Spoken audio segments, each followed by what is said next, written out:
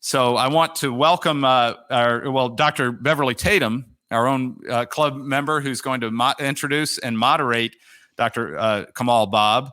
All of you know Dr. Tatum. She's president emerita of Spelman College. She's New York Times bestselling author. I love saying that. Me too. Exactly. She's fellow Rotarian, and as I understand it, coming off of last week, was the Business Chronicles. You won a Lifetime Achievement Award from the Business Chronicle. So congratulations for that. Well, thanks so much, President Cannon, and I'm excited to introduce today's guest. Dr. Kamau Bobb is the global lead for diversity strategy and research at Google and the founding senior director of the Constellation Center for Equity in Computing at Georgia Tech. He is an engineer and science and technology policy scholar whose work focuses on the relationship between equity in the STEM enterprise, large educational systems, and the structural conditions that influence contemporary American life. He brings to his current roles a wealth of experience as a former program officer at the National Science Foundation. At NSF, he was responsible for $30 million annually of investments targeted on improving computing and STEM education. And in that role, Dr. Bobb worked at the highest levels of the federal government to help shape the national research agenda for effective means of delivering equitable and quality computational education to all students. Prior to his federal appointment, Dr. Bobb was the director of the STEM Initiative for the University System of Georgia, a collaborative effort with the governor's office to improve STEM education across the 30 public institutions serving approximately 325,000 students in the state. The recipient of an elite education himself, Dr. Bobb holds a PhD in science and technology policy from Georgia Tech and MS and BS degrees in mechanical engineering from the University of California, Berkeley. Dr. Bobb, thanks so much for joining us today. It's a pleasure. It's a pleasure. And congratulations to you. Well, thanks very much. And I want to start by just reading two sentences. These two sentences form the description for today's session, which was titled The Elite Education Conundrum in Georgia. Here's what it says. Access to STEM education is access to power. Captains of the technical sector are reinventing human transactions, reshaping the very mechanisms by which American and global cultures exist, giving them the ability to rewrite the national narrative. I know that this is a topic that you've been thinking about for a long time, deeply for a long time, and I want to bring it very local. So, we can talk about it globally, but let's talk about it locally. Who has access to STEM education in Atlanta? Frame the problem for us. Well, first, obviously, thank you for having me. And by way of attribution, I wrote that myself. Okay. I think framing the problem, it matters to define some terms. I think first, elite education, just to be clear about my own point of view, is clearly a subjective issue. And it has a lot of implications. It's a loaded term. So I think in the context of this discussion, I would like to just park elite as meaning that you have to have a very high-end, rigorous education, notwithstanding what these other implications might be. STEM education and having access to it is implicated by what elite means. So just again, for framing, STEM is not a word. We have to kind of remember that for ourselves. It's science, technology, engineering, mathematics, and computing. What I think is central to access here is notwithstanding the fact that there are a ton of STEM initiatives and STEM foci and STEM emphasis in various schools. What rigorous in this sense means is that you have access to the kinds of courses that make you ready and able to play and be competitive in selective higher ed institutions. And for that, I think we're kind of woefully unprepared. We as a city generally, but also it implicates the bifurcation of the education system that we have, as you know. But the framing of it, access to STEM education is in part the transition from secondary to post-secondary education in a rigorous way. And then all of the options that gives you once having had that kind of competitive post-secondary education into the occupational workforce. Well, when we were talking in preparation for our conversation, one of the things I asked you about, and maybe it would be helpful to the Rotarians listening, was to talk a little bit about what you are doing specifically at Georgia Tech in the context of this lack of preparation. You are the founding senior director of Constellation Center for Equity in Computing. I know that was the brainchild of Dr. Peterson, the previous president, but it was intended to try to address this issue. So could you talk a little bit about both what the problem was in 2017 when the center kicked off and how you see it today? Sure. So just the charge that President Peterson gave to all of Georgia Tech at the time was to reconsider what our responsibility is as a public institution to the state. And we're clearly an elite public institution. And so we can defer almost instinctively to serving the elite strata of the state without considering what happens to everyone else. So one of the charges that he offered was to think about our more global public responsibility across the entire state. One of the manifestations of that relative to the computer science and the College of Computing in which I sit is what was alluded to earlier. We have, again, for some framing, as we all know, but I think it's important to say these things over and over out loud. In the Atlanta public school system, for example, the degree of segregation that we have today is analogous to what we had in the 1950s. We basically have 11 traditional, regular public schools, excluding the charter schools. And of those, in 8 of them, there are virtually no white students at all. All of the white students in APS go to Grady, North Atlanta, and Maynard Jackson. Again, for all the reasons that we already know relative to gentrification, the concentration of white communities, and the segregation in the city more broadly. And it's an important fact to note that Atlanta is the second most segregated city in America. So therefore, in the context of that, the correlation between the educational opportunities that students have and the segregation in which they live is one of the strongest correlations that we have as social indicators, period. So students' access to computing, not only computing, but computing, advanced placement courses, international baccalaureate courses, honors courses, et cetera, the things that fill out elite with a small e, rigorous education, the vast majority of Black students in Atlanta have nothing. They don't have any access to any of it. And we can go into chapter and verse of what that means. So our premise here was that the instinct relative to computing at the time, as you probably know, is to offer hackathons and coding programs and summer camps, and Georgia Tech does a ton of those things, and as well we should. But our hypothesis was that in order for us to change the structural landscape, the generational patterns that we're seeing, we have to have a structural adjustment. So what we're trying to do in our particular program and with the college is to build an infrastructure for computing education, advanced placement computing education. We'll use that as proxy for what elite rigorous means in the school system, such that those students year on year have access to that kind of coursework. Whether or not they choose to go into complementary summer camps and so on, I think those things are necessary for enrichment, obviously, for all students. But our hypothesis is that in order for this to be a structural, kind of an equitable toggling of a variable, that's what we needed to do.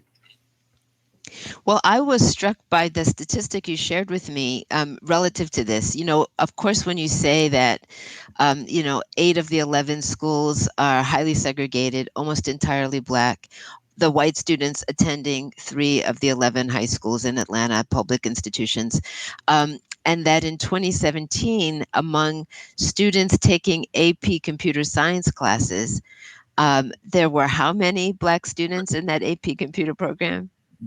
2. There were, again, I think these things need to be stated. And so obviously there's a caveat. So advanced placement computer science is relatively new in its kind of American consumption. But notwithstanding that fact, there were only 2 courses offered where there was an actual physical teacher standing in front of the class. That was Grady and in North Atlanta. And in both of those classes in 2017, all of the students were white, save 2 Black students that happened to be at Grady. And so if we think about it, if we wanted to make a more declarative statement, what we would be saying is that in 2017, in the entire Atlanta public school system, there were only 2 Black students who had access to advanced placement computer science.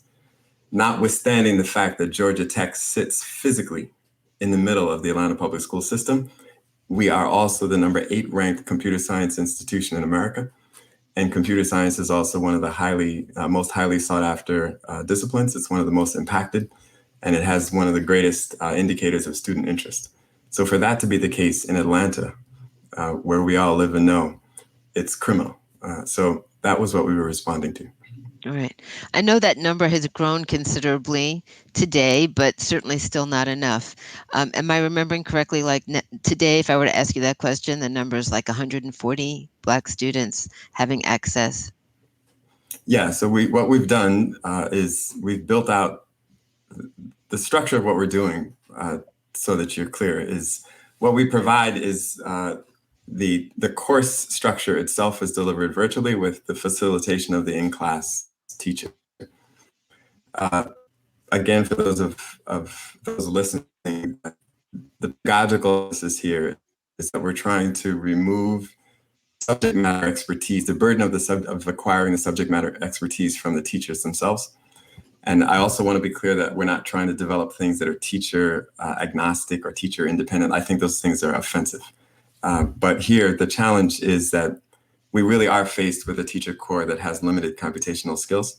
And so therefore, the expectation that we can do summer professional development to have someone who teaches math just become a computer science teacher over the summer, and the logic doesn't hold. Even though we're spending gajillions of dollars doing that, the logic doesn't really hold. So what we've done then is we've built this infrastructure to support AP CSA and AP CSP. Details don't really matter, but those are advanced placement computer science courses.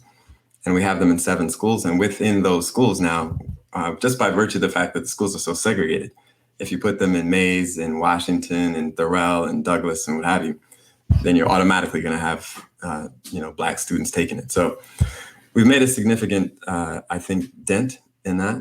And now the charge ahead of us is to formalize that process, to explain and understand what professional development means in that context. It's not new per se, but the challenge is what we just needed to act to try to make it happen. Right. So I know I've heard you speak about this not only in the context of the larger problem of access to computer science education. And as you said, access to STEM education is access to power. But I've also heard you speak recently about it in the context of this current moment, which is the pandemic, not just of COVID, but of course the social justice issues that have been focused on the summer relative to racial injustice, et cetera. But I'm thinking specifically about the current moment where so much of school delivery right now, the educational delivery system, is a virtual system, which of course raises questions about the digital divide and amplifies the concern around access to computer. Could you talk a little bit about what you see as the most pressing needs right now in terms of the infrastructure, the educational infrastructure for computer education? Well, I think here the point that I made in the beginning, to me, is the universal challenge that we're facing. The segregation of Atlanta life, of American life, is our principal challenge. In part, so that I serve on the GO team, one of the GO teams. These are those local Yes. school board issues. And on March 13th, as we probably all know, in some of the clusters in the city, nearly half of the students just disappeared. And so what was that disappearance a proxy for? And this too are facts that we already know. But in Atlanta public schools, the median household income for Black students is only $24,000 a year. Whereas the median annual household income for white students, their families, is $167,000 a year. So we're asking a public educational institution to close this yawning economic gap that correlates specifically with race in a school system where 77% of the students are Black. So what does that really mean in the context of what you're asking? So that was before COVID hit. Mm-hmm. And so now we know that the kinds of jobs that are in the strata of the $24,000 to $29,000 annual income have been eviscerated. So what we're finding then is that those students, I mean, these are the obvious logical outcomes, but I think, as you point out, it's important to say it. The obvious outcomes of that is those students are left alone. They don't necessarily have any connectivity. So broadband and connectivity is clearly an issue. They don't have devices. These are all tactical issues. But then more humanely, in many cases, they don't have supervision, safety, the ability to have sanctuary, to feel comfortable enough to be able to learn, to ask questions, to engage in the process of inquiry is extraordinary. And I think even my own daughter, she goes to Maynard Jackson High School up the street here. And that school, too, is one of these ones that's going through this grinding gentrification process. But what it does give you access to, interestingly, is that you can see into students' homes. So now she comes describing that some of these students are sitting in the closet in their house. Some of them are on their phones, sitting outside of some library on the street. Some of them are going into other areas trying to get hotspots. Some of them have their own children. Some of them, their parents are operating in strange ways that prevent them from learning with any kind of sanctity. Compare that now to my own child, to those of us who are Rotarians. I mean, the minimum criteria of Rotarian is that you have to be kind of high end. So this is an elite crew itself. So our children have their own room, multiple computers, their own cars, et cetera, et cetera. What that sums to is the sanctity. So to me, the largest challenge that we have is that the segregation, it's proxy for so many other things. But importantly, what it does is that it prevents us from understanding the level of grind and challenge and pain and suffering that's going on in Atlanta, because it's hard to see. So I think that computer science is, of course, important to that. But CS education, computer science education, is a delicate educational policy because it's not a part of the accountability measures in the milestones. So therefore, it falls as a complementary kind of privileged educational policy. But when we're going to be climbing out of this COVID moment, where remediation and getting these students back on track and grade level and so on and so forth, once we start to kick into that, we're going to be in math, English language arts, and science grind. So I'm not quite clear, to be honest with you, where the CS movement will sit.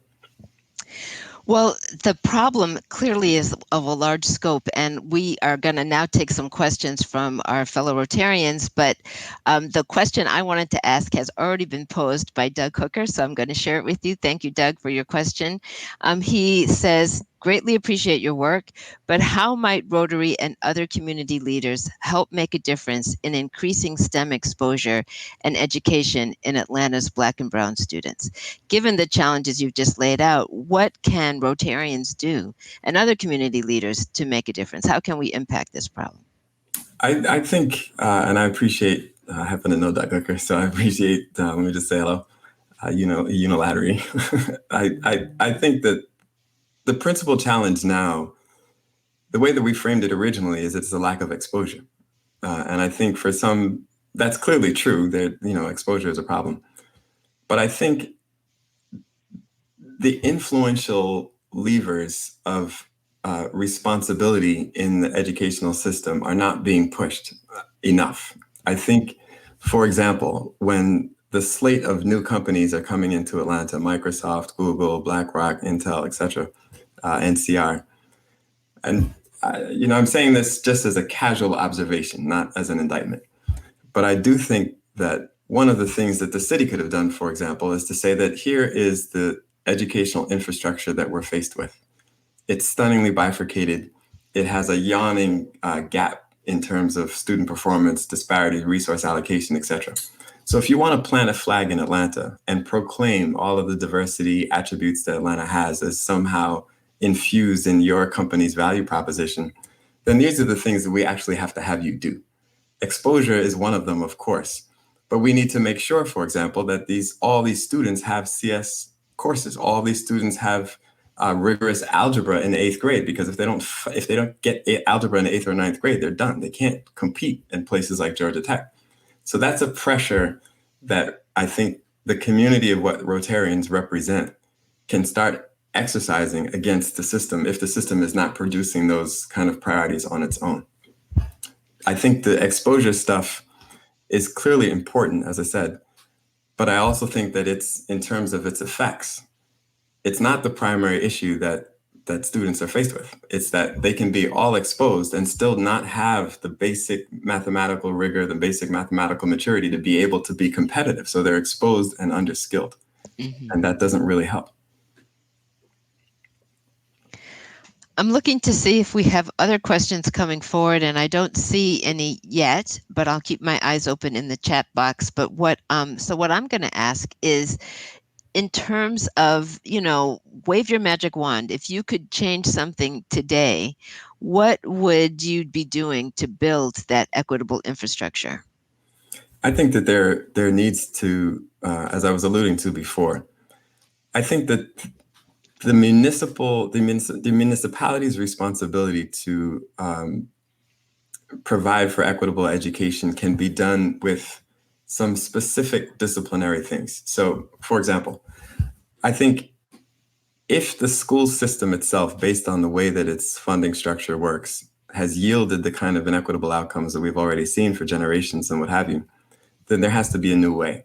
And I'm not convinced that the dialogue between municipal entities, particularly in areas where their economic objectives are to make themselves into tech hubs, mm-hmm. I'm not convinced that that dialogue with the very companies who are trying to be transformative has been innovative enough to parameterize this problem in ways that we can think about what it might mean to build either virtual and or hybrid collaborations between the private sector and the public education institutions to provide for the kind of education that's necessary. I think we can experiment with that in very specific classes that are the, those kind of throughputs where we have really huge problems because the shortage of teachers is a problem. So the larger answer there is that if I have my magic wand, the entrance and the requirements of corporate citizenship in Atlanta, to be specific, would require that those entities are very strongly engaged and driven by the educational leadership in ways where the power differential is more balanced, as opposed to the education sector coming to the private sector and saying, please, can you give us some computers or some volunteers or what have you? We need a structural transformation. And we will guide you because we understand the pedagogy. But you clearly have the power that we don't have relative to influencing the public discourse and the way that philanthropy and the philanthropic infrastructure works. Great. I know we're running short on time. There are some more questions. Here's the one which I think is quick to answer, and that is, among the current students of color taking AP computer science, what % are girls? Is there a gender gap as well as a racial gap? Yeah, of course, there's a gender gap. Yeah, we know the answer to that, but are you seeing girls coming forward, particularly Black and brown girls? No, so Black and brown girls, no.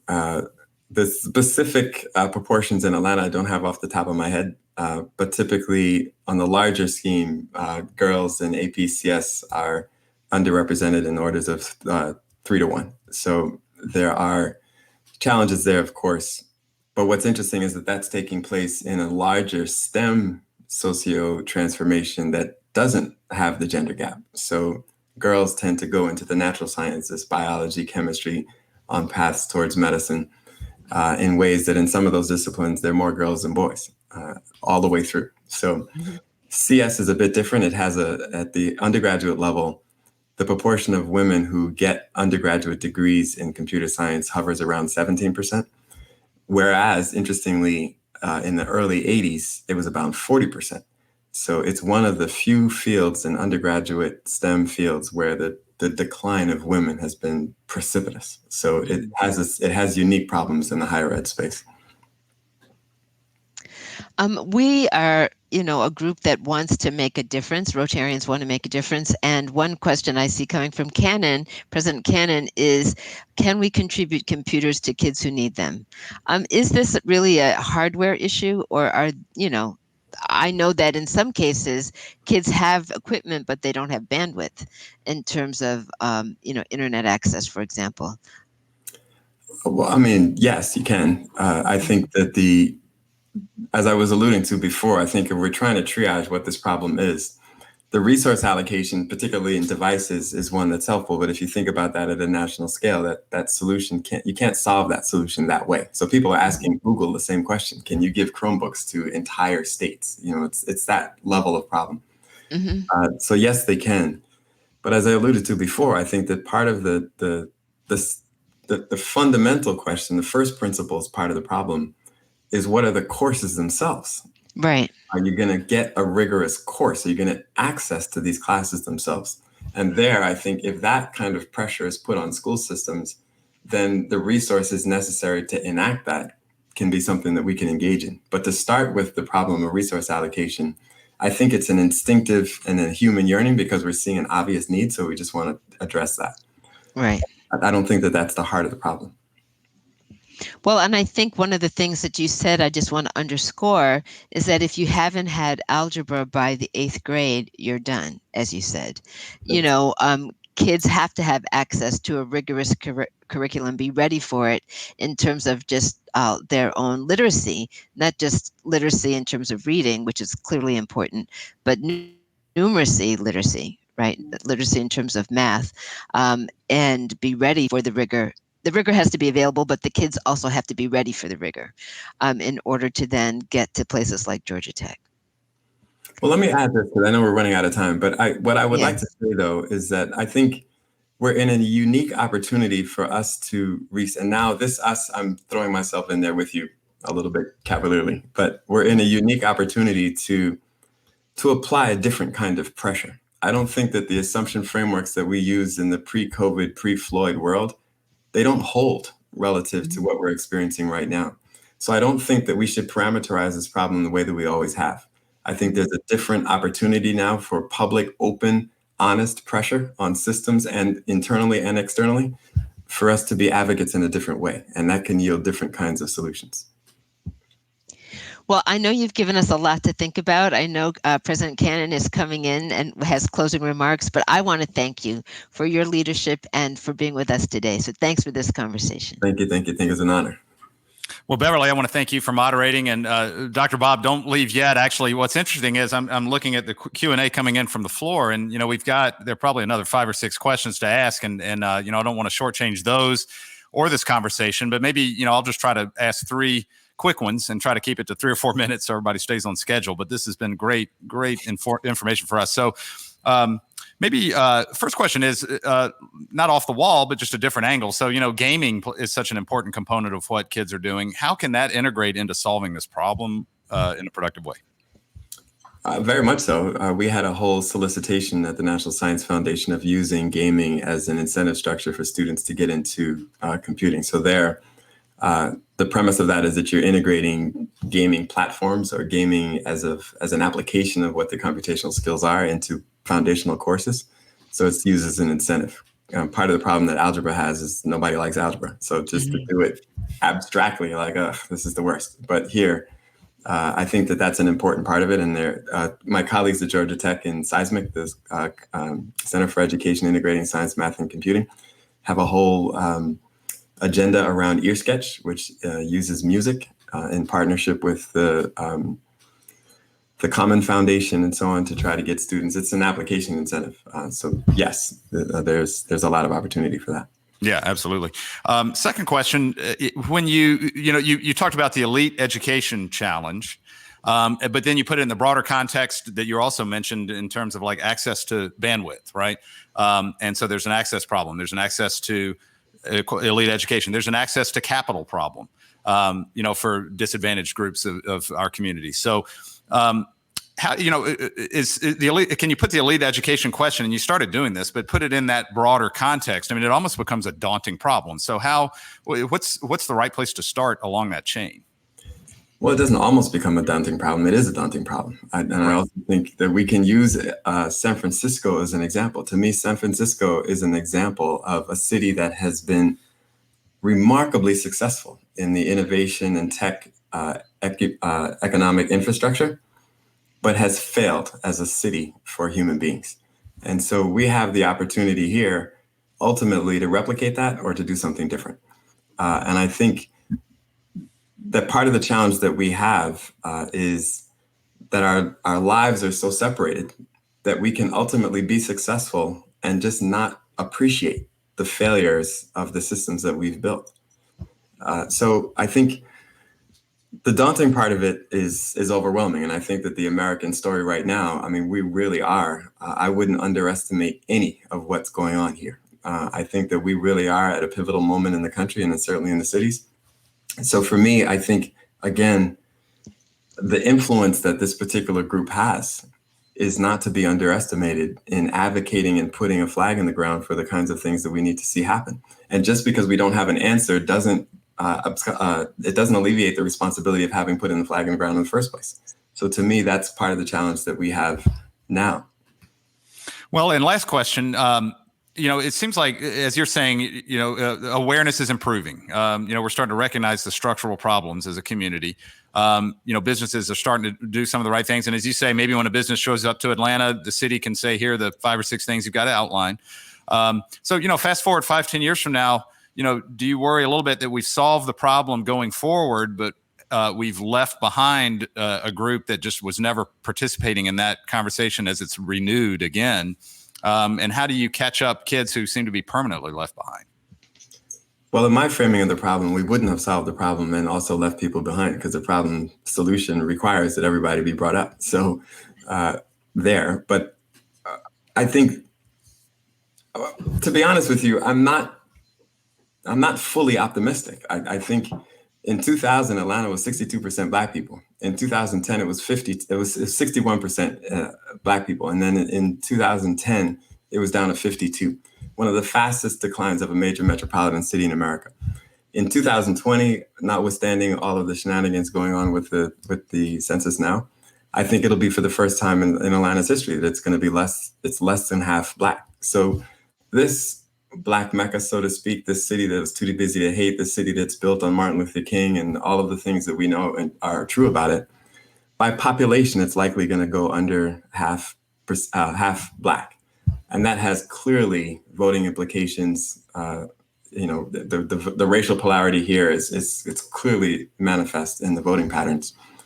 So what will that mean? That we can catalyze a racial transformation, notwithstanding the larger story and narrative that we have, and still have a massive outmigration of the Black population of the city, which has made the city responsible and kind of lionized in the way that it is in the first place. So ultimately, we can be successful in recruiting companies and in promoting the narrative of the city as too busy to hate and so on and so forth.